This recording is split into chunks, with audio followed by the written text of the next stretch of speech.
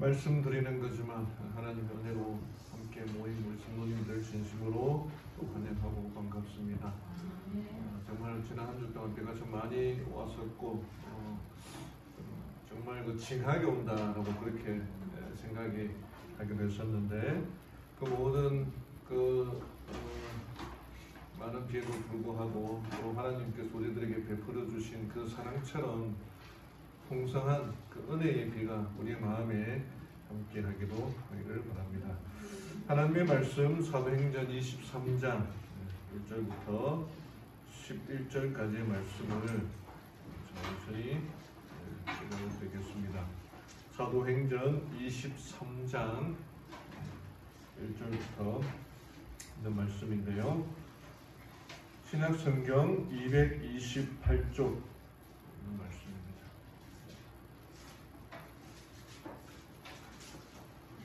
천천히 읽어드리겠습니다.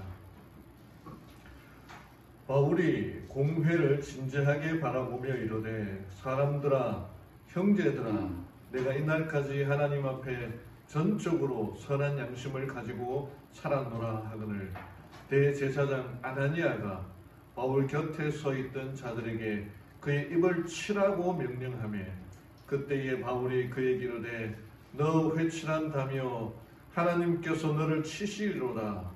내가 율법에 따라 나를 재판한다고 앉아서 율법을 어기며 나를 치라고 명령하느냐 하니 곁에 있던 자들이 이르되 내가 하나님의 대제사장을 욕하느냐 하매 이에 바울이 이르되 형제들아 나는 그가 대제사장인 줄 알지 못하였노라.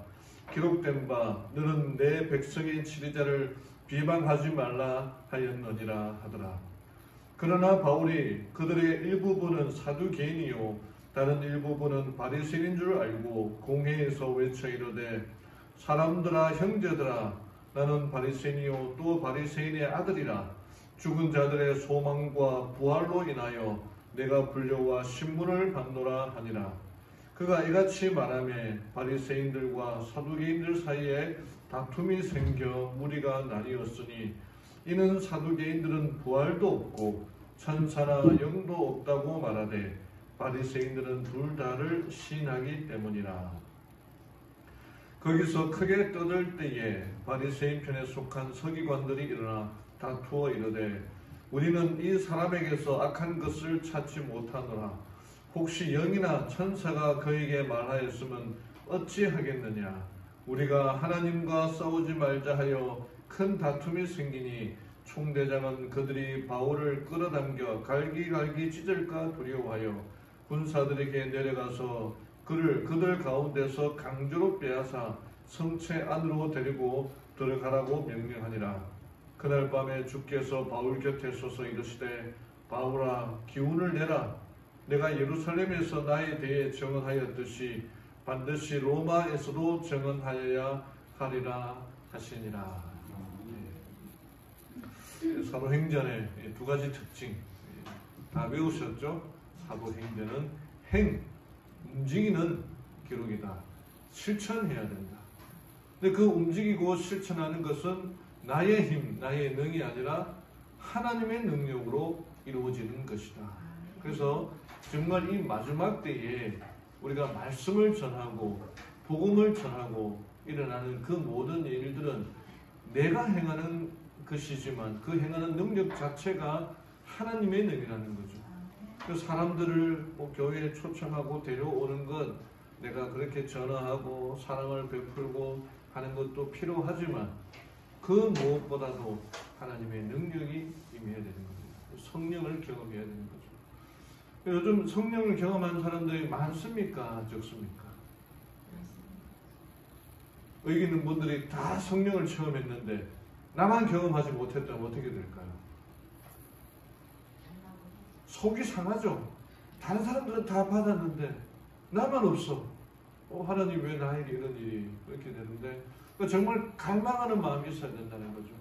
그 갈망하는 마음으로 하나님께서 주시겠다고 하는 그 성령의 능력을 경험하고 정말 이 마지막에 하나님의 말씀의 능력으로 복음이 전해지는 그 역사를 우리가 경험해야 된다 생각합니다. 사도 바울의 이제 모든 여행이 끝나고 아직 학자에 따라 다른데 4차 여행, 로마로 가는 여행도 4차 선교 여행이다라고 하는데 3차 여행을 끝마치고 이제 가이사랴에 왔다가 예루살렘에 왔다가 이제 일어나는 그 일들이 보게 됩니다.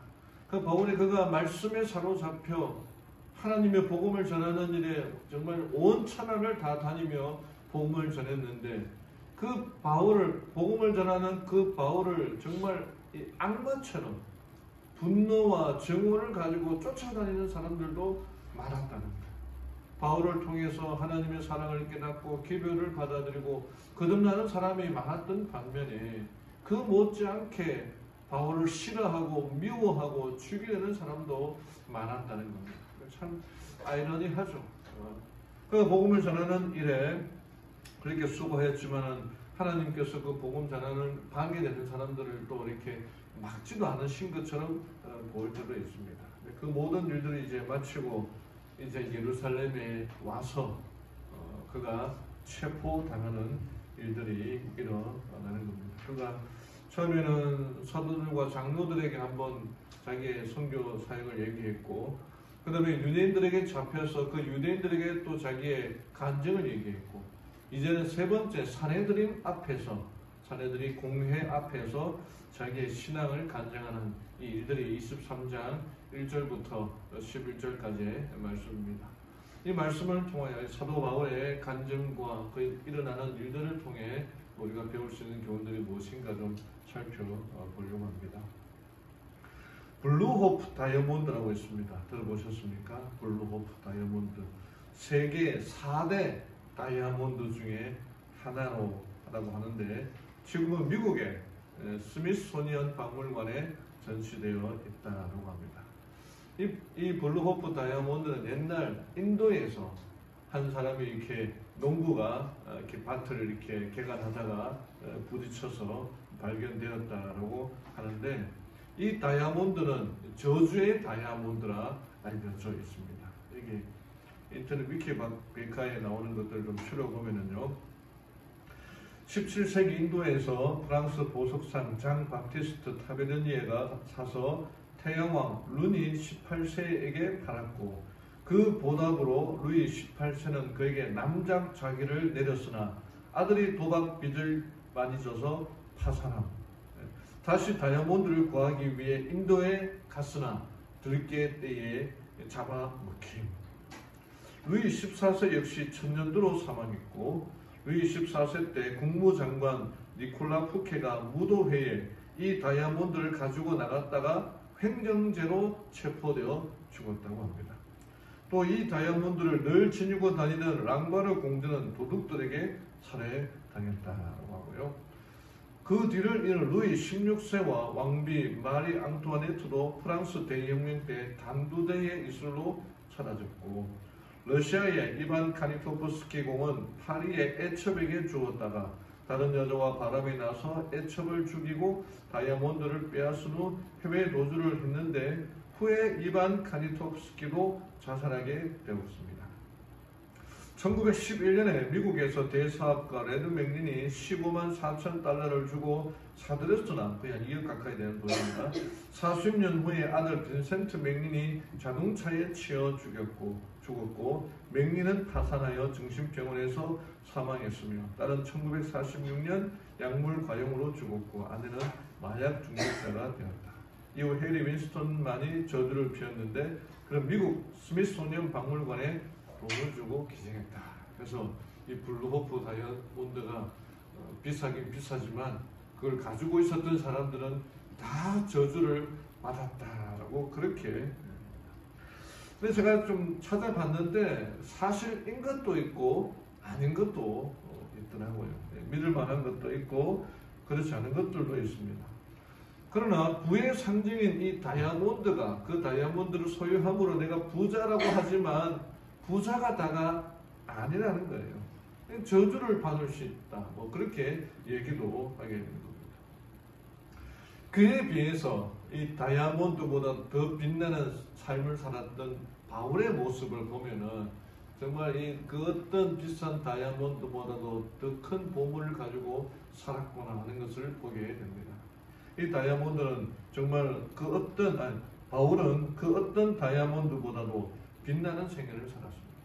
그의 삶을 잠깐 좀 정리해 보면요, 예루살렘을 이제 정교육을 마치고 예루살렘에 방문해서 유대인들의 그 정말 악마 같은 예수님을 십자가에 못 박혀 죽였던 그 모습 그대로 바울을 잡아서 아주 그냥 거의 죽을 지경으로 두들겨 팹니다. 그러다가 이제 로마에 의하여서 군인에 죄수로 넘겨주면서 동족들 앞에서 간증하고 다시 이제 산헤드린 회, 자기가 몸담았던 그 회에서 자기의 신앙 간증을 하게 됩니다. 이 산헤드린 회 앞에서 바울은 어떻게 간증하였을까요? 그가 믿었던 그 믿음에 대한 신앙들을 어떻게 고백하였을까요? 그 고백 이후에 그가 좀 하나님의 뜻에 맞지 않게 사람들로 하여금 논쟁을 일으키게 했는데, 그 논쟁 때문에 그의 마음이 너무나 아파서 하나님께 기도하고 있을 때에 하나님께서 그에게 나타나셔서 담대하라. 네가 예루살렘에서도 증언하였던 것처럼 로마에 가서도 증언할 것이다. 그 약속의 말씀을 해주는 그 하나님의 사랑을 한번 보게 될 거라 생각이 됩니다. 오늘 23장 1절부터 나타난 말씀을 통하여 몇 가지 배울 것들을 좀 살펴보도록 하겠습니다. 첫 번째는 바울은 말씀에 순종하며 살았던 사람입니다. 앞에 우리가 읽어봤지만요, 이 바울이 자기가 몸담았던 그 산헤드린 회의 그 앞에서 신앙 간증을 하는데, 자기는 선한 양심, 지금까지 하나님 앞에 선한 양심을 가지고 살았다라고 하니까 대제사장 아나니아가 옆에 있는 그 사람에게 시켜서 저 사람의 입을 치라, 그렇게 말합니다. 여기 그렇게 아주 사람으로 하여금 기분 나쁘게, 대제사장 그러면은 뭐 좀 비교 그렇습니다. 목사님 중에 최고 높은 목사님 이렇게 할 수 있잖아요. 그럼 목사님 중에 최고 높으면은 정말 사랑이 넘치고 믿음이 넘치는 사람인데, 그 바울을 보고 입을 쳐라, 말 못하게 입을 막아라, 그렇게 말하지 않습니까? 여기 보면 바울이 정말 성질 있는 사람 같아요. 여기에 3절에 보면은 그때에 바울이 그에게 이르되 너 회칠한 담이여 하나님께서 너를 치시리로다. 한 성질을 하는 것 같아요. 어떻게 네가 율법에 따라 가르친다고 하면서 그 율법에 맞지 않게, 원칙에 맞지 않게 사람을 때리라고 하느냐 라고 그렇게 말합니다. 그 위압적인 분위기, 모든 사람들이 자기를 죽이려는 그 분위기에 바울이 담담하게 얘기를 하는데, 그때 옆에 있던 사람이 뭐라고 말하냐면은 4절에 곁에 서 있던 자들이 이르되 내가 하나님의 대제사장을 욕하느냐 라고 깨우쳐 주니까 바울이 내가 하나님의 제사장을 욕해서는 안 되지 라는 성경 말씀이 생각나서 5절에 바울이 이르되 형제들아 나는 그가 대제사장인 줄 알지 못하였노라. 기록된 바 너는 내 백성의 치리자를 비방하지 말라 하였느니라 라고 하면서 그 말씀을 되새기면서 자기의 잘못을 인정합니다. 여러분, 그 분위기가, 여기 이제 그림을 좀 올려놓았는데, 여기 있는 사람들이 바울을 다 좋아하는 사람은, 바울을 좋아하는 사람은 한 사람도 없었습니다. 다 바울에 대하여 어떻게든지 죽이려고, 예수님을 죽였던 그 사람들이 어떻게 하든지 이 바울을 죽이려고 정말 혈기 왕성한, 살기 등등한 그런 모습이었던 거예요. 근데 그 앞에서 바울이 옆에 있던 사람이 너 잘못했다. 어떻게 네가 유대인으로서 하나님의 대제사장을 치료할 수 있느냐라고 했을 때에 그 사람이 하나님의 대제사장인 줄 알고, 또 출애굽 22장 28절에 보면요, 너는 재판장을 욕하지 말며 백성의 유사 지도자들을 말하는데 저주하지 말지니라 그랬습니다. 근데 그 말씀을 기억해서 내가 하나님의 목사님, 그 종 목사님을 욕했구나. 그 자리에서 바로 인정을 하는 거예요. 그러니까 이 바울은 그의 삶 자체가 말씀대로 살았다는 거예요. 말씀에 매여서 살았던 사람인 걸 우리들에게 얘기하고 있는 것입니다. 구약 시대에 그 다윗의 이야기 있지 않습니까? 그 다윗이 범죄하였으나 나단 선지자가 와서 너 죄인이다 라고 말하니까 바로 다윗은 자기의 죄를 고백하며 자기의 잘못을 인정했어요. 바울도 마찬가지였죠. 말씀대로 살려고 했던 그 바울이 상황이 어떻든 환경이 어떻든 그런 거 따지지 않고 내가 잘못했구나. 바로 그 잘못을 인정하는 모습들을 보게 되는 것입니다. 열왕기상에 보면은요, 이 엘리야의 이야기가 나옵니다. 또 사르밧 과부의 이야기가 나옵니다. 근데 그 엘리야도 하나님의 말씀대로 살았던 사람이에요. 이게 너는 일어나 시돈에 속한 사르밧으로 가서 거기 유하라라고 하니까 엘리야가 바로 일어나서 사르밧으로 갔습니다. 하나님의 말씀을 그대로 순종했어요. 이거 사르밧에 가서 그 과부를 만나고 나를 위하여 떡을 만들어 달라. 그렇게 했을 때 이 사르밧 과부는 뭐 이래저래 핑계를 대다가 믿음에 의지하여 당신께 떡을 만들어 드리겠습니다 하고 그렇게 고백하게 됩니다. 그리고 그 모든 이후의 이야기는 여러분들 우리가 잘 알지 않습니까? 엘리야와 그 사르밧 과부는 가뭄이 끝날 때까지 그 통 안에 밀가루와 기름이 끊치지 않을 정도로 축복을 받았습니다. 제이콥스라고 하는 괴짜 미국인 작가가 있습니다. 이 사람은 미국의 그 대중 잡지인 에스콰이어의 잡지의 편집장이기도 했는데 이 사람이 쓴 책이 몇 권이 있는데 그 중에 하나가 이 32권짜리 브리테니커 백과사전을 끝까지 읽고 한 권으로 읽는 브리테니커라고 하는 책을 낸 사람입니다. 저도 이 브리테니커 사전은 다 읽어보지 못했습니다. 이 사람이 쓴 책을 읽어봤거든요. 근데 이 사람이 자기가 유대인이었고 뭐 이름도 아시겠지만 제이콥스라 해서 야곱이라는 이름 아닙니까? 유대인이었는데 하나님을 믿지 않는 사람이었어. 내 자식들에게도 이 불신론이 늘까 싶어서 고민하다가 내가 그래도 유대인이니까 성경 말씀을 한번 읽어봐야겠다 라고 성경을 읽어봐야겠다 결심하고 정말 1년 넘게 읽어보고는 그 읽어본 경험을 이제 책으로 만들어냈는데 그냥 이 사람은 정말 거기에 나오는 성경 있는 그대로 살려고 한 사람이었어요. 그 성경에 머리를 깎지 말라, 수염을 깎지 말라 그렇게 하면 그대로 안 깎았습니다. 머리를 안 깎은 모습이 처음에는 이렇게 단정하게 다니다가 점점 지나면서 이렇게 머리를 이렇게 기르고 수염까지 길러가지고 이렇게 된 거죠. 그리고 양을 치라고 해서 정말 이스라엘로 가서 양을 치기도 하고 목자가 되기도 하고 별의별 말씀 그대로 다 살려고 했던 사람이에요.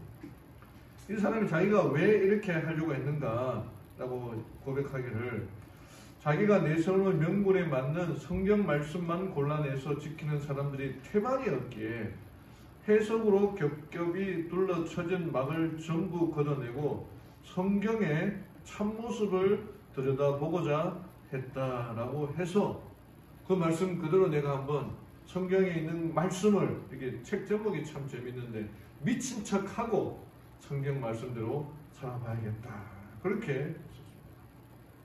이 말씀을 이제 읽고 성경을 읽고 읽었는데 그 성경 말씀에 노하기를 더디하라라는 그 말씀을 읽고 저희가 그날 직장에 가서 이렇게 식당에서 밥을 먹으려고 하는데 앞에 사람이 설치기를 했어요. 막 화가 나가지고 막 했는데 노하기를 더디하라는 그 말씀에 생각해서 가서 노하기를 더디했다는 거예요. 그 다음에 이 성경의 출애굽기에 보면은 그 옷을 입을 때에 두 가지 실로 짠 옷을 입지 말라는 말씀이 나오거든요. 네, 그런 게 있어요. 그 이스라엘 백성들에게는. 근데 정말 두 가지 실로 짠 옷을 입지 않으려고 해보니까 우리들의 옷이 대부분이 한 가지 옷으로 짠 게 없거든요. 면만 있는 게 아니라 막 폴리에스테르 이런 게 엄청나게 섞여 있지 않습니까? 옷들이. 근데 그런 두 가지 실로 짠 옷을 입지 않으려고 막 그렇게 해서 뭐 혼방 같은 거를 다 치웠다고 하는 겁니다.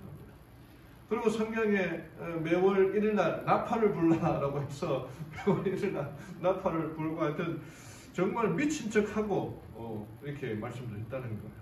뭐 머리를 둥글게 깎지 말고 수염 끝을 손상하지 말라는 말씀을 따라 면도도 안 하고 머리카락도 안 깔았고 그 다음에 성경에 불경한 자에게 돌을 던지라 그 말씀대로 불경한 자를 찾아서 돌을 던지려고 하다가 차마 던지지 못하고 그 사람의 신발에다가 올려 놓았고, 뭐 그렇게 1년 동안 정말 읽어보면 참 재밌는데 미친 척하고 1년 동안 그렇게 살아가는 거예요. 이 사람이 무신론자에다가 불가지론자였거든요. 근데 이 모든 것들을 1년을 산 다음에 그의 결론이 뭐였냐 하면은, 이제는 하나님이 있든 없든 최소한 신성함을 믿는다. 그가 하나님을 믿지 않는 무신론자였는데 이제 하나님이 살아계시구나 하는 사실을 고백하게 됩니다. 삶은 신성하다. 안식일은 신성한 날이다. 유대인의 법에 의하면 안식일날 촛불도 켜지 말고 스위치도 누르지 말고 뭐 그렇게 되어 있지 않습니까? 그 말씀 그대로 살아보니까 안식일은 신성한 날이고, 또 내 나름의 구내식당 종교를 갖게 되었다. 이게 무슨 말이냐면은 나만의 종교를 갖게 되었다. 그런 의미가 있는 겁니다. 고백하기를 13달 전과 다른 방식으로 살아가야 한다. 큰 일이든 작은 일이든 그리고 계속 감사 기도를 드릴 것이다 라고 합니다. 이분이 이 사람에게 있어서 감사에 대해서 크게 감동을 받았다는 거예요. 감사하라. 범사에 감사하라. 쉬지 말고 기도하라. 항상 기뻐하라. 범사에 감사하라. 이 말씀 그대로 살리고 그렇게 애를 쓰면서 노력하다 보니까 계속 감사 기도를 드릴 것이다 라고 그렇게 했다는 겁니다. 처음에는 이게 좀 어색했지만 계속해서 살다 보니까, 말씀대로 살다 보니까, 이게 뭐 사실 엉뚱한 얘기들이 많이 나오지 않습니까? 이스라엘 백성들에게만 해당되는 그 이야기를 자기가 막 해보려고 하니까 별의별 일들이 많이 일어났는데, 그 모든 결론이 자기는 이제 하나님의 존재와 그분의 삶에 대해서, 거룩함에 대해서 깨닫게 되었고, 무엇보다도 감사하며 살기로 그렇게 결심했다는 거예요. 여러분, 하나님의 말씀대로 사는 게 어려울까요? 쉬울까요? 살아본 사람의 말은 어렵다는 겁니다. 너무나 어렵다는 거예요. 그래서 그 결론은 하나님은 살아계시고 말씀대로 살아간다는 것은 나에게 큰 축복이 주어진다는 거예요. 여러분, 방금 말한 것처럼 노하기를 더디하나, 어떤 불의한 일을 만나고 나에게 나쁜 일을 해놓으면은 이게 방금 화내고 싶죠? 막 큰 소리 치고 싶죠? 그 하나님의 말씀이대로 실천한다는 게 어려울 수가 있죠. 그러나 그 말씀 그대로 실천하게 될 때에 하나님께서 큰 복이 되어진다는 겁니다. 바울은 그러한 삶을 살았습니다. 그 자기가 잘못한 것이 없고 뭐 못한 것이 없지만 자기가 실수했음을 알았을 때에 그 말씀 그대로 순종하고 살았던 것처럼 바울의 삶이 우리의 삶이 되기를 간절히 바랍니다. 두 번째는 하나님의 지혜에 의지하며 살라라는 것입니다.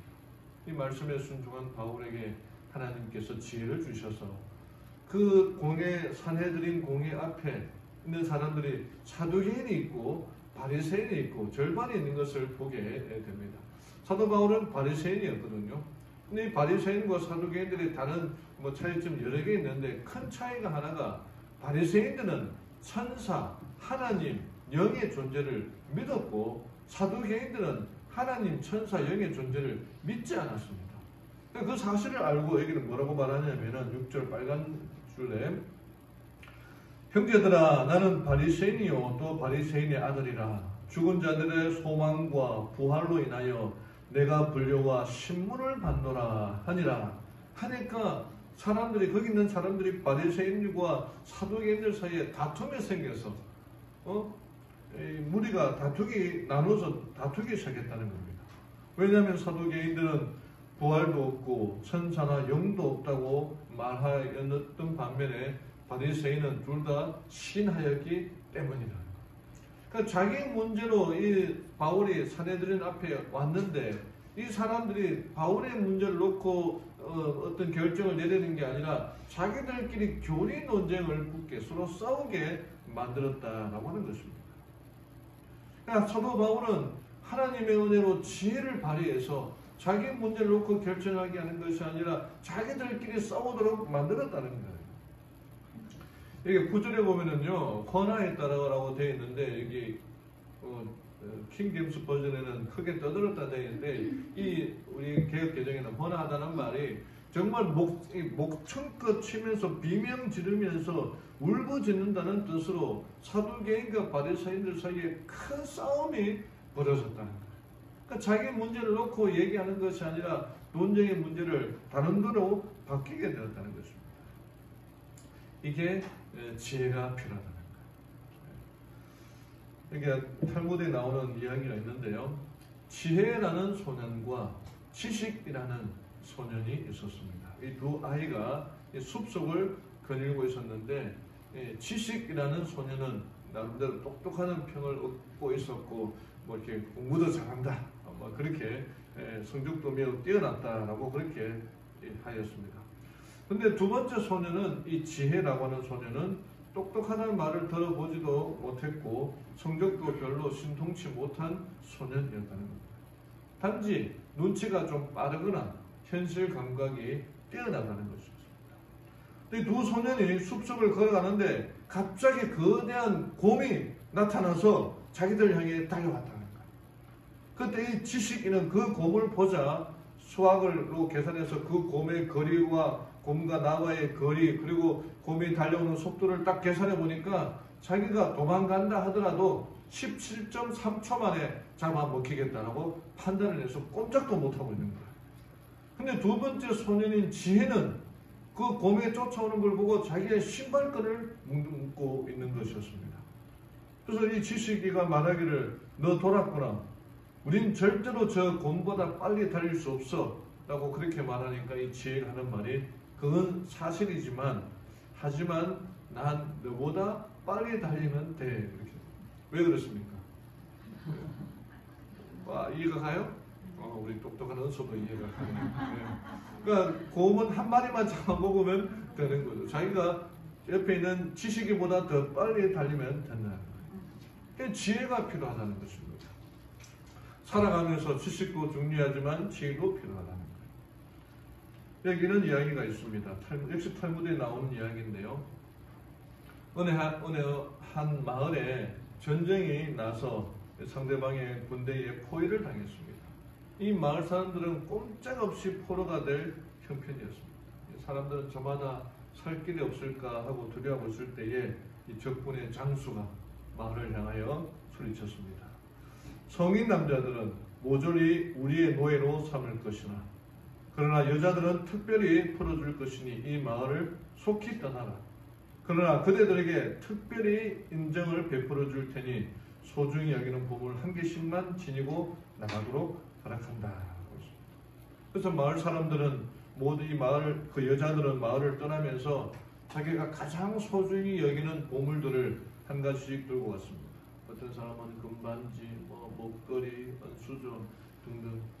근데 허약해 보이는 한 여인은 이상하게도 이 보따리에다가 커다란 보따리 하나를 질질 끌고 나가는 것이었습니다. 검문하는 군인이 수상히 여겨서 보따리를 펼쳐보니까 그 보따리에 누가 들어있어요? 남편이 들어있는 이게 모두 결론을 얘기해버렸네요. 그래서 장수가 이게 누군가 하라고 말하니까 제 남편입니다. 왜 그들은 명령을 어기는가? 둘 다 죽고 싶은가? 근데 저게 장수가 이 위협을 가져이니 간절하게 대답하기를 제게 가장 소중한 보물은 제 남편입니다. 명령대로 내게 가장 소중한 보물을 하나 지니고 나가는 것이니 나를 보내주십시오. 그렇게 말하니까 적군의 장수가 마음에 큰 감동을 받고 또 여인의 지혜와 남편에 대한 사랑에 감동해서 남편을 데리고 나가도록 허락했다라고 하는 그런 이야기가 있습니다. 이 지혜가 필요합니다. 여러분 여자분들 제일 가장 소중한 게 무엇입니까? 이제 죄송합니다. 여자분들에게 물었는데 남자가 여자분들 가장 중요한 게 이게 지혜가 필요하다는 거죠. 야고보서 1장 5절 8절에 이렇게 기록되어 있습니다. 너희 중에 누구든지 지혜가 부족하거든 모든 사람에게 후히 주시고 꾸짖지 아니하시는 하나님께 구하라. 그래야만 주시라. 저 역시도 지혜가 부족하고 여러분들 우리가 다 지혜가 부족한 사람들 아닙니까? 그 하나님께서 약속하시기를 지혜가 부족하니까 누구든지 하나님께 구하라. 모든 사람에게 후히 주시고 달라고 해도 꾸짖지 아니하시는 하나님께 구하라. 또 오직 믿음으로 구하고 조금도 의심하지 말라. 의심하는 자는 마치 바람에 밀려 요동하는 바다물 것 같아요. 의심하지 말라. 걱정하지 말라. 염려하지 말라. 지혜를 달라. 그게 우리의 기도가 되어야 되는 거죠. 평소에 하나님께 여러분 지혜라는 게 뭐 책을 읽으면 뭐 지혜를 얻을 수 있습니까? 하나님께서 우리에게 주시는 거예요. 전에 어떤 한 이 뇌과학자가 설명을 하는데 이 뇌를 연구하는 과학자들이 아직도 우리의 뇌에 우리의 기억들을 저장하는 장소를 찾지를 못했다는 겁니다. 그 어디 뭐 예를 들어 컴퓨터 같은 경우는 뭐 하드디스크 뭐 이렇게 해서 그 저장하는 장치가 있는데 우리 머리에는 이 뇌에는 저장하는 장소를 찾지를 못했다는 거예요. 단지 그냥 그 빛의 속도로 뭐 뉴런을 통해서 이렇게 자극을 주는데 우리의 기억들을 저장하는 장소를 찾지 못했는데 거기다가 이제 하나님을 믿는 이 과학자가 뭐라고 말하냐면은 성경을 볼 때에 성경에 의하면은 우리의 기록을 모아두는 곳은 우리의 머리에 있는 게 아니라 하늘에 있다는 거예요. 그 하늘과 연결되어서 우리의 기억들이 연결되어 있다는 거예요. 거기 비춰볼 때 우리에게 지혜를 주시는 분이 누구라는 거예요? 하나님. 우리가 공부하는 것들 다 기록이 하늘에 기록됩니다. 시험 칠 때 하나님께 당연히 기도해야 되는 게 그 연결된 것들이 나에게 와야 된다는 거죠. 하나님께서 분명히 약속하셨습니다. 지혜가 부족한 이들은 하나님께 구하라. 하나님께서 넉넉히 부지치 아니하시는 지혜를 주실 것이다. 이 약속의 말씀을 붙들고 지혜롭게 살아가는 우리 모든 성도님들 되기를 바랍니다. 마지막으로 하나님의 사랑을 우리가 알 수 있습니다. 11절에 그날 밤에 주께서 바울 곁에 서서 이르시되 바울아 기운을 내라 담대하라 내 마음을 일으키라 내가 예루살렘에서 나에 대해 증언하였듯이 반드시 로마에서도 증언하여야 하리라. 이 사도 바울은 저는 이 사도행전 23장에 사도개인들 바리새인들 그 사람 앞에 있었을 때 바울이 나는 바리새인이고 하나님과 그 영 천사에 대하여 그 때문에 신문을 받는다라고 한 말이 저는 사도 바울이 하나님께 지혜를 받아서 말한 줄 알았거든요.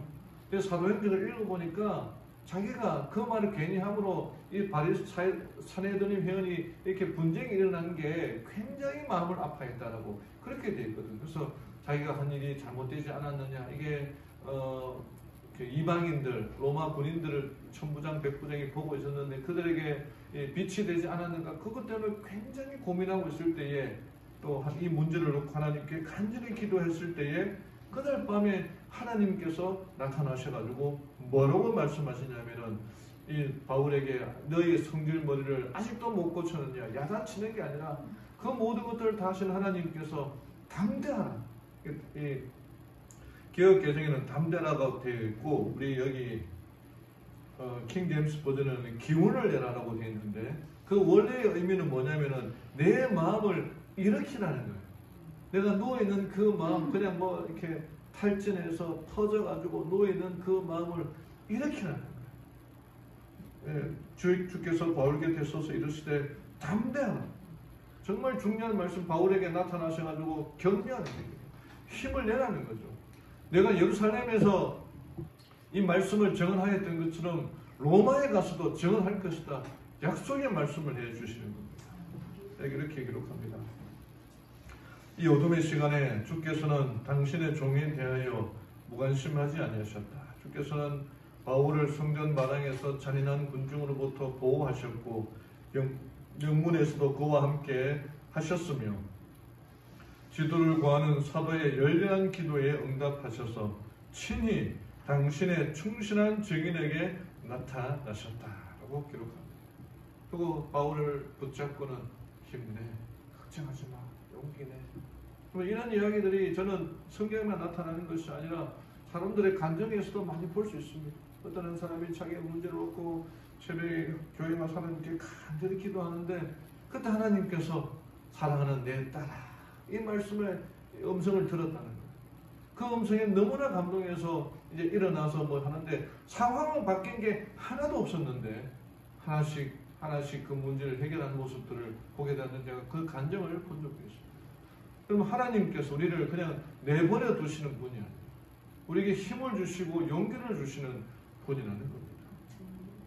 그 결과 여기 23장 후반에 보면은요, 이 사도 바울을 죽이려고 한 40,000명 되는 사람들이 이를 꾸며가지고 사도 바울을 죽이기 전에는 물도 음식도 먹지 않겠다 그렇게 음모를 꾸미는 것을 사도 바울의 누나의 동생, 조카죠. 누나의 아들, 조카 댁인데 그 조카가 알게 됩니다. 그래서 그 음모를 바울의 외조카를 통해서 알려주게 되었고, 이 바울을 안전하게 총독부로 보내기 위하여 로마 천부장은 이렇게 하게 됩니다. 이 천부장이 청년을 보내며 경계하되 이를 내게 구하였다고 아무에게도 말하지 말라고 말한 다음에 백부장 부를 불러서 밤 제3시, 그러니까 우리 시골로 하면 저녁 9시입니다. 9시에 가이사랴까지 갈 고병 200명과 마병 70명과 창군, 창을 든 군인 200명을 준비하라고 합니다. 그러니까 총 합치면 470명의 군인들을 준비하라고 그럽니다. 그리고 바울을 태워 보내기 위해 짐승을 준비하라고 합니다.